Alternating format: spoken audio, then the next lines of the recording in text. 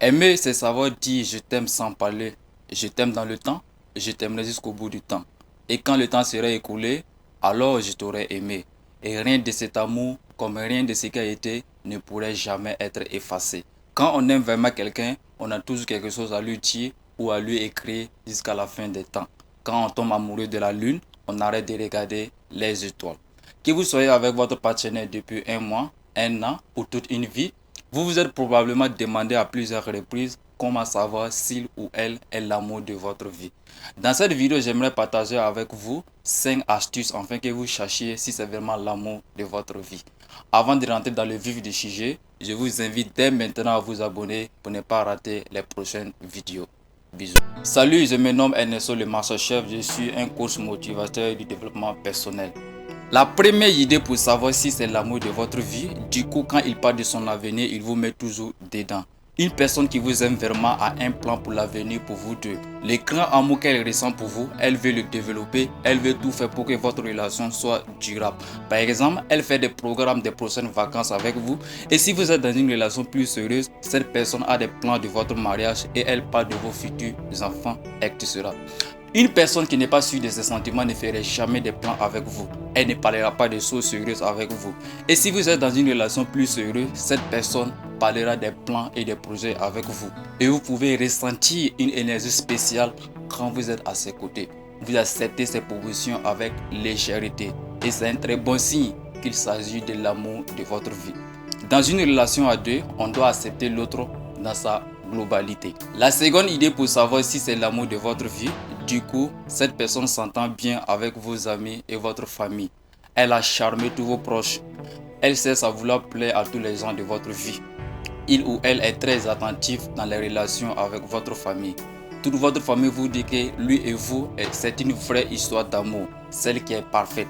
Si elle veut s'adapter et faire partie de votre entourage, cette personne est sûrement une bonne personne que vous pouvez considérer comme l'amour de votre vie. Et c'est l'amour de nous-mêmes qui assiste l'amour des autres.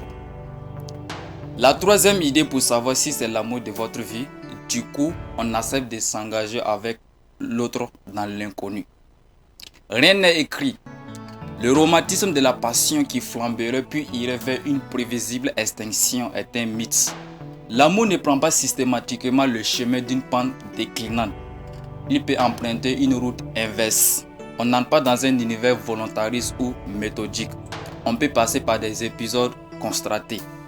Traverser des instants de bonheur extatique fait que l'on peut tomber de très haut, bien sûr. Mais être persuadé que l'amour n'est jamais certain signifie que l'on a hérité d'un passé qui nous empêche de croire en nous et en l'autre. Le philosophe Sigmund Freud parle d'attente croyance. Il faut entretenir le feu qui peut redémarrer. Ne pas exiger d'une satisfaction immédiate. Accepter l'inconnu et être patient. La quatrième idée pour savoir si c'est l'amour de votre vie, du coup, on trouve l'autre mystérieux.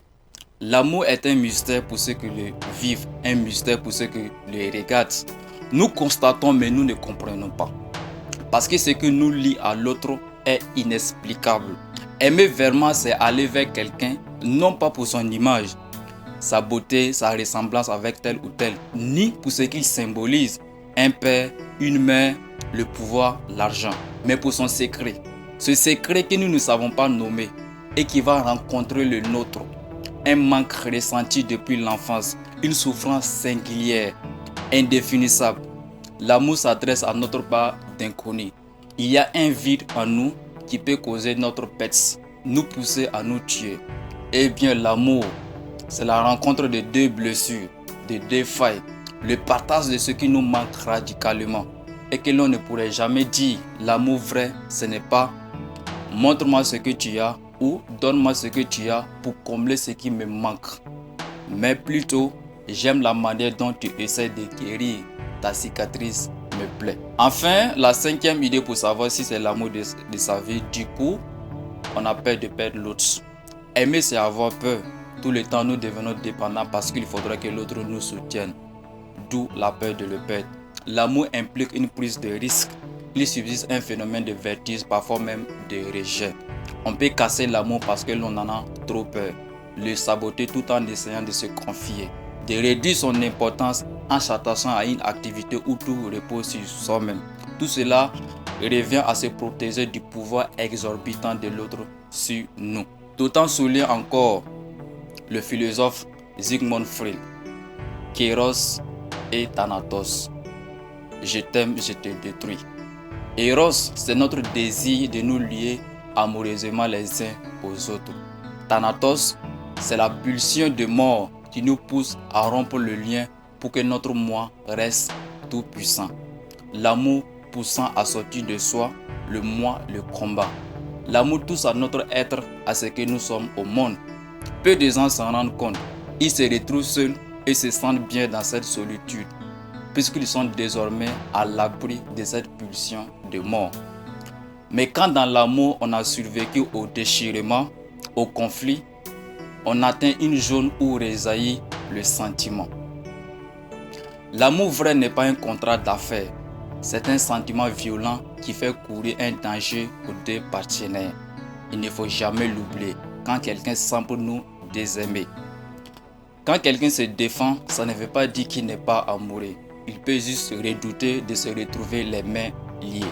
En définitive, si vous aimez quelqu'un pour sa beauté, ce n'est pas de l'amour, c'est le désir. Si vous aimez quelqu'un pour son intelligence, ce n'est pas de l'amour, c'est de l'admiration. Si vous aimez quelqu'un parce qu'il est riche, ce n'est pas de l'amour, c'est de l'intérêt. Mais si vous aimez quelqu'un sans savoir pourquoi, ça c'est de l'amour. D'après plusieurs penseurs, l'amour vrai n'existe pas, mais l'amour véritable existe.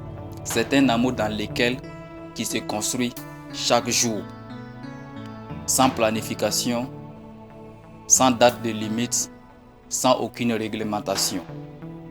Merci d'avoir été patient. À très bientôt pour une nouvelle vidéo. Et surtout, n'oubliez pas de vous abonner pour ne pas rater mes prochaines vidéos. Prenez soin de vous.